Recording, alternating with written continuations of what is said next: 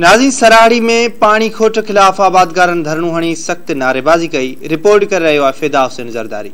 जी नाज़रीन, सरारी भरसा रोड़ी कैनाल में निकरंदड़ अलीबर वाह उन में निकरंदड़ सरारी लुंडो उजाणो माइनर जे आबादगारन पारा पानी की गैर कानूनी वाराबंदी सब रोड़ी कैनाल जे दरन वारी मोहरी मथा निटण उस में आबादगारन अगवाणन अली अदर ज़रदारी, उबदार अली ज़रदारी, नज़र मोहम्मद बिरोई, नदीम खासकेली, हाजी सोडो खासकेली, सुबान ज़रदारी, अकबर ज़रदारी, अताउन ज़रदारी ऐं ॿिनि जी अगवाणी में एहतजाज कियो पियो वञे। अचो त वधीक इन सां ॻाल्हि ॿोल कयूं त उन्हनि जो छा चवणु आहे। जाम इलाही सड़ी आहिनि, केला पटजनि पिया, वण इलाही सड़ी आहिनि।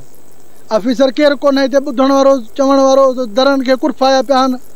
असांजो इहो मुतालबो, असांखे पाणी ॾिनो वञे न त असां महिराण हाईवे रोड बंदि कंदासीं। हाणे 8 ॾींहं जो वारो लुंडे जो, लुंडे खे पाणी कोन ॾिनो, यको बंदि हो, वरी लुंडे जो कल्ह 12 बजे वारो खुलणो, लुंडो कोन खोलियऊं ऐं सराड़ी ऐं उजाणो वियो पियो। उहे हाणे बंदि थिया त मुर्गे अली पहिरीं बंदि करे छॾियूं, ताला बाला बंदि लॻा पिया आहिनि। ऑफिसर लभनि को था, असांखे हिते 2 कलाक थियनि पिया रुलूं के धणी न को साईं आहे। हाणे छा कयूं? 15 ॾींहं असांजी शाख बंदि लॻी पई आहे। असांजो जीअं लुंडे जो वारो आयो आहे, शाख बंदि लॻी पई आहे। वोण कयल आहे, केलो कयल आहे, केरु कोन मिलियो आहे। असां सभु ताला हणी भॼी विया। ऐसा सां ज़ुल्म आहे, करबला लॻी पई आहे। थी 15 ॾींहं थिया आहिनि, असां वटि पाणी कोन्हे को।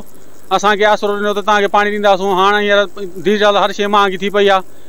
हाणे असीं फसुल सुके पियो, असीं केॾां वञूं? असां हिते आया आहियूं, असांजो शाख बंदि आहे 15 ॾींहं। न लुंडो शाख आहे ऐं सिराड़ी उजाणो हिन खे पाणी ॾिनो, वारो आयो लुंडे जो, हुनखे तोखे बंदि कयूं।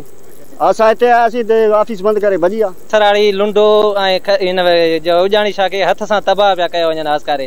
असां जंहिं ऑफिसर खां पुछूं था उहो को बि जवाबु असांखे नथो ॾिए। आबादगार मजबूर थी केॾी महिल किथे था धरणो हणूं, केॾी महिल किथे था हणूं। हीअ एॾो ज़ुल्म लॻो पियो आहे। जेके फसल हींअर हिते महांगाई लॻी पई आहे, डीज़ल ॾिसो एॾो महांगा, ग़रीब त वठी नथो सघे।